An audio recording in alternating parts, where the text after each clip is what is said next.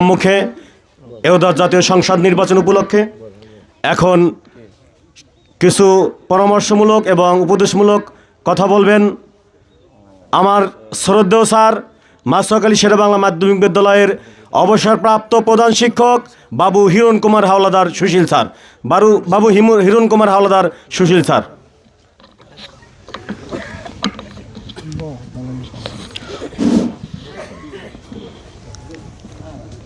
আজকের এই নির্বাচনী উঠান বৈঠক সভার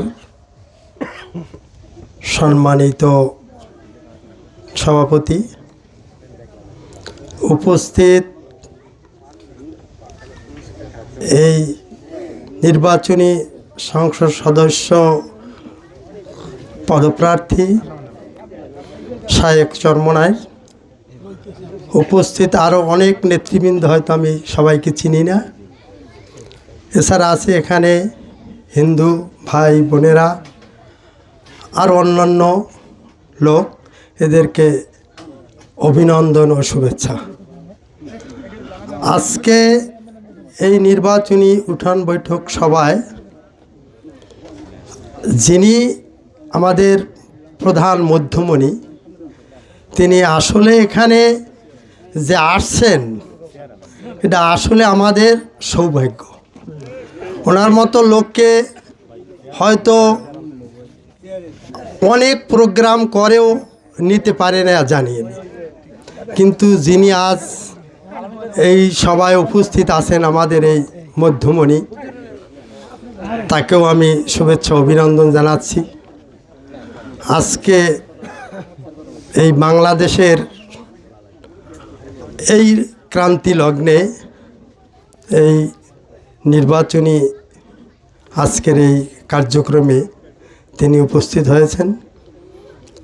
আমরা জানি আমাদের হিন্দু ধর্মের একটা ধর্মীয় অনেক নীতি, অনেক কিছুই আছে, এবং মুসলমান ভাইদেরও তাদেরও ইসলামী কায়দায় তাদের বিভিন্ন ধরনের অনুষ্ঠান বা ইতিহাস অনেক কিছু আছে।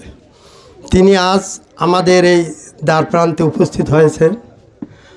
আমরা আশা করব যে তিনি যে আমাদের এই হিন্দুদের এই যে আগে যে বক্তা বলছেন, উনি হয়তো ইসের চেয়ারম্যান, ওই জাগুয়া ইউনিয়নের চেয়ারম্যান, সম্মানিত চেয়ারম্যান, উনি বর্তমান চেয়ারম্যান। উনি অনেক কথা বলছে। আসলেও সত্যিকার অর্থে মুসলমানদের যেরকম ধর্মীয় একটা ব্যবস্থাপনা বা বিভিন্ন ধরনের কার্যক্রম থাকে, হিন্দুদেরও থাকে ঠিক। তাহলে একজন মুসলমান আসলে যে সত্যিকার অর্থেই তিনি আসলে কোনো মানুষকেই ঘৃণা করে না, এটা সত্যি কথা। কারণ ওনার মহফিলে আমি অনেক আগে গিয়েছিলাম। আসলে সত্যিকার অর্থে যে ওখানে যে মানে যা লোকজন আমি দেখছি, আমি অবাক হয়ে গেছি যে কী কায়দা।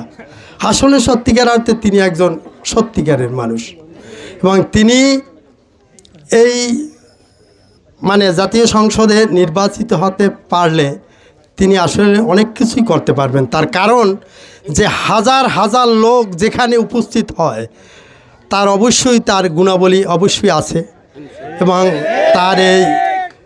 তার এই গুণাবলী দিয়ে আমাদের হিন্দুদের, বৌদ্ধদের বা আমাদের এই জাতি ধর্ম নির্বিশেষে সবাইকে তিনি আসলে সত্যিকার অর্থে একটা মানে সুন্দর দৃষ্টিতে দেখবে, এবং সকল ধরনের যে নিরাপত্তা এও তিনি দিতে পারবেন, এটা আমি মনে করি। তাহলে আপনারা এই হাত পাখাকে ভোট দিয়ে যদি তারে জয়যুক্ত করতে পারেন, তাহলে অনেক কিছুই আরও দেখতে পারবেন যে তিনি কি করতে পারবে আমাদের জন্য।